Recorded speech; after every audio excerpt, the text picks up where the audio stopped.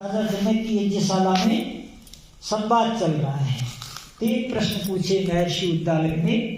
पहला प्रश्न पूछा था यज्ञ की आत्मा क्या है, उसका उत्तर क्या दिया था? यज्ञ की आत्मा स्वाहा। दूसरा प्रश्न किया था कि ये बताओ हे राजा जनक, इस यज्ञ का प्राण क्या है? तब उन्होंने बताया था कि यज्ञ का प्राण क्या है? इदं न मम। आज तीसरा प्रश्न है। तो आज महाराजा जनक की यज्ञशाला तो नहीं है, लेकिन आप लोगों की यज्ञशाला है और प्रश्न वही है आज के।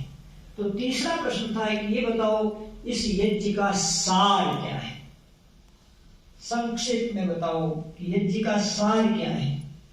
तो महाराज उद्दालक ऋषि कहते हैं भूलोके यज्ञस्य सारम सुगंधि, कि इस भूलोक में यज्ञ का सार सुगंधि है। क्या है? सुगंधि।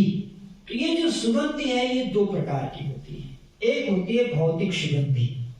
तो भौतिक सुगंधि क्या है कि आप अग्नि में घृत, जायफल, केसर, कस्तूरी, जटामासी, ब्राह्मी, गिलोय, शंख पुष्पी, इन औषधियों को डालते हैं और ये औषधियां भूलोक से लेके अंतरिक्ष लोक में और अंतरिक्ष लोक से द्योलोक में जाती है।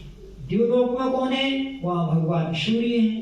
तो भगवान सूर्य के पास ये आहुतियां जाती हैं, फिर उससे भगवान सूर्य वाष्पीकरण करता है, बादल बनाते हैं, बादल से वर्षा होती है, वर्षा से अन्न होता है और उस अन्न को हम खा करके हृष्ट पुष्ट होते हैं। इसलिए यज्ञ का सार क्या है?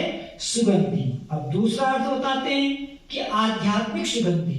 आध्यात्मिक सुगंधि क्या है कि श्रेष्ठ कर्म, श्रेष्ठ आचरण और श्रेष्ठ साधना के द्वारा मनुष्य लोगों के हृदय में छा जाता है।